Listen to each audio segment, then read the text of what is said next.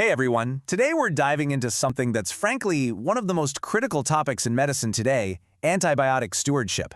We're talking about the fight to protect the miracle drugs that have literally saved countless lives. And you know what? That fight is more urgent now than it's ever been.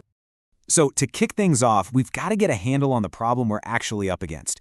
It's a quiet crisis, yeah, but it's one that truly affects every single one of us. I want you to just pause and really think about that for a second. Can you imagine a world where a simple scraped knee or a sore throat could once again become a death sentence?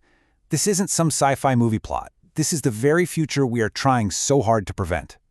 So how does this even happen? Well, every single time we use an antibiotic, especially when we don't really need to, we're basically giving the bacteria a training session. We're teaching them how to beat the drug. The toughest germs, they survive, they multiply, and then they pass on that resistance. This is not some far-off threat. It is a full-blown global crisis, and it's being fueled by the overuse and misuse of these incredibly precious medicines. Okay, so that's the scary part. But the good news is there is a solution. It's a really powerful strategy that healthcare professionals are using to fight back, and it's called antibiotic stewardship. Now, stewardship isn't about avoiding antibiotics altogether. Not at all. It's about being smarter with them, using them with real precision and purpose. And this takes a whole team effort, where you've got doctors, pharmacists, and nurses all working from the same playbook. And why does this matter so much? Well, because using antibiotics wisely creates this amazing ripple effect. First, it directly combats resistance. That leads to better outcomes for patients, fewer side effects, shorter hospital stays, and that, in turn, drives down healthcare costs. It's a chain reaction that ultimately protects public health for all of us. It's a win-win-win. So that's the what and the why. But how does this actually work on the ground, in a busy hospital or a clinic? Let's take a look at stewardship in practice. You see, a successful program isn't just a good idea someone had. It's a whole structured system. It has to start right at the top, with leadership giving it their full support and resources. It absolutely relies on a team with different experts to make the best decisions. Constant education keeps everyone up to date, tracking data shows what's working and what's not, and having clear, evidence-based rules ensures everybody is on the same page. Now, within that whole framework, this is where the rubber really meets the road. This is where healthcare teams are using specific tactics, day in and day out, to make smart choices in the moment, moving away from old habits to decisions that are tailored for each patient. This slide right here shows a fundamental shift in thinking. The old way was often to use a broad-spectrum antibiotic. Think of it like a shotgun. It hits all sorts of bacteria, good and bad. The stewardship approach? It's much more like a sniper rifle. Once you know exactly what germ you're fighting, you switch to a narrow-spectrum drug that takes out the target with way less collateral damage.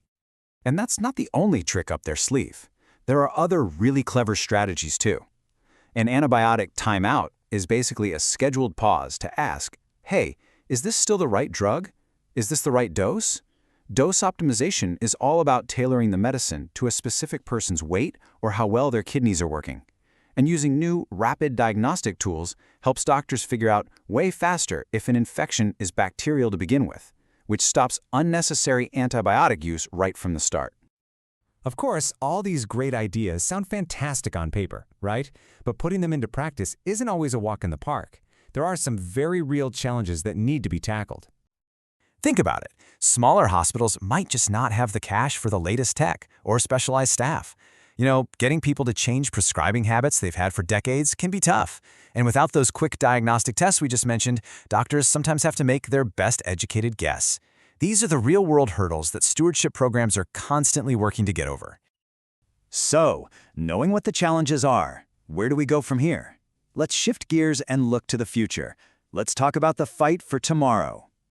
The path forward is really built on 4 huge pillars. First up is tech. Things like AI can help doctors make better, faster decisions. Second, we need global collaboration because, let's face it, bacteria don't care about borders. Third is public awareness, making sure we all understand the role we play in this. And last but not least, we have to keep investing in research and development to find new antibiotics and therapies to restock our medical arsenal. Let's be crystal clear about this. Antibiotic stewardship is not some nice-to-have program or a little side project. It is an absolutely essential, non-negotiable part of modern healthcare. It is the only way we're going to make sure that our most powerful medicines are still around to work when we need them the most. And that really just brings it all home, doesn't it? This isn't just some clinical issue for doctors and pharmacists to worry about. It's a legacy issue. The choices we all make, as healthcare providers, as patients, as a society, those choices are going to decide if these miracle drugs are still here to save the lives of our children and our grandchildren. That's a responsibility that we all share.